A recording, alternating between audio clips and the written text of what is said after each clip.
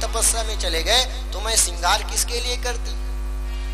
इसलिए कहते हैं शास्त्रों में पति के बिना कहीं नहीं जाना चाहिए, पति की आज्ञा बिना कहीं जाना आना नहीं चाहिए।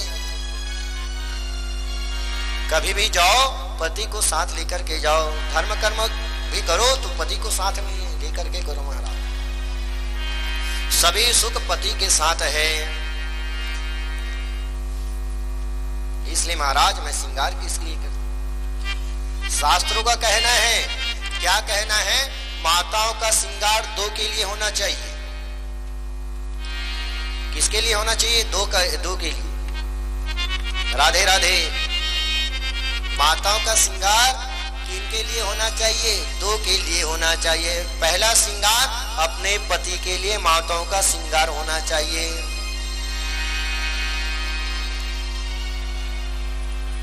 अपने पति के लिए माताओं का श्रृंगार होना चाहिए।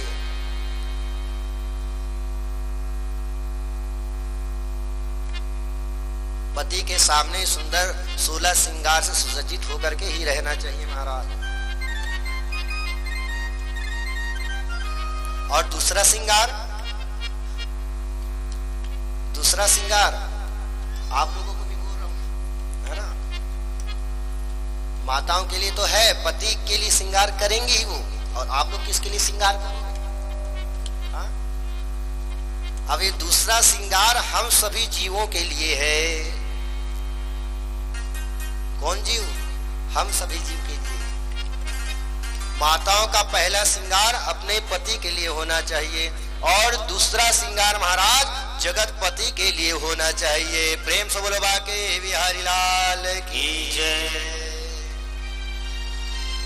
माताओं को पहला श्रृंगार पति के लिए और दूसरा श्रृंगार इस जगत पति के लिए करना चाहिए, और तीसरा श्रृंगार करना ही नहीं चाहिए महाराज। पति नहीं है तो भगवान को रिझाने के लिए, भगवान को दिखाने के लिए श्रृंगार करो।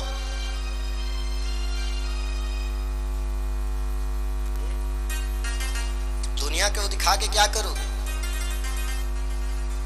भगवान को दिखाओ। इतना सुंदर भगवान ने शरीर दिया हमको, क्यों दिया? सुंदर संभालने के लिए। कहते हैं नहीं, बड़े भाग्य मानुष तन पावा। बड़े भाग्य से यह मनुष्य तन मिलता है भैया, तो इसलिए सुंदर श्रृंगार करके रखो। शरीर ठीक रहेगा तब तो भजन करोगे भगवान की। यदि शरीर ही ठीक नहीं है तो भजन करोगे क्या? जब तक शरीर ठीक है तो भजन करते चलिए, भजन करते चलिए। शरीर की सुरक्षा भी आवश्यक है। कई लोग कहते हैं महाराज कहाँ नहावे धोवे, रोज दिन तो नहाना धोना है। भैया शरीर की सुरक्षा भी आवश्यक है। प्रेम से बोलो बाके बिहारी लाल की। इस प्रकार देखने लगे कि कर्दम ऋषि 80 साल के और देवहूति मैया 60 साल की।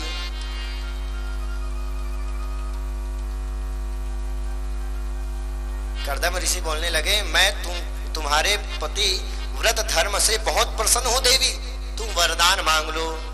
तब देवहूति मैया बोलती है, महाराज मैं क्या वरदान मांगू आपसे, सब कुछ तो है हमारे पास। बस एक नवविवाहित स्त्रियां क्या चाहती है कि उसके पति उसको सब सुख प्रदान कर दे। महाराज आप तो विवाह होके आए तो हम तो भाई आप तपस्या में चले गए और मेरा जीवन आपकी सेवा में चला गया महाराज। तो इतने तपस्वी थे महात्मा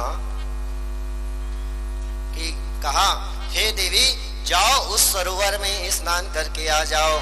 जैसे ही देवहूति मैया 60 साल की देवहूति मैया उस सरोवर में स्नान करने के लिए गई और उस सरोवर में 1000 स्त्रियां एक साथ प्रकट हो गई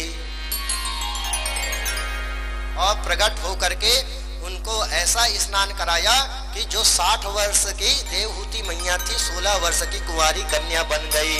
प्रेम से बोलो देवहूति मैया की जय। 16 श्रृंगार करके महाराज। और इधर कर्दम ऋषि जो 80 वर्ष के थे अपने तप के प्रभाव से 21 वर्ष के नवयुवक बन गए महाराज। प्रेम से कर्दम ऋषि की जय। तप का इतना प्रभाव था उनके पास। कि अपने 60 साल की बूढ़ी पत्नी को 16 साल की कन्या बना दिए और अपने तप के बल के कारण ही वे 80 वर्ष के 21 वर्ष के नवयुवक बन गए। अब सुंदर यथा कामद विमान उन्होंने प्रकट किया अपने तप के प्रभाव से। यथा कामद विमान, ये हेलीकॉप्टर तो आज के बने हुए, हेलीकॉप्टर मन जहाज मन आज के बने हुए, और ये मन ला चलाए बर का चाहिए, डीजल पेट्रोल चाहिए तब ये चली। लेकिन हमारे सनातन धर्म में विमान पहले से बन गया। सर्वप्रथम यथा कामद विमान बना, जो मन की गति से चलने वाला, जितने भी लोग हैं उसमें बैठ सकते थे, पूरे संसार के लोग एक साथ बैठ सकते थे। ऐसा विमान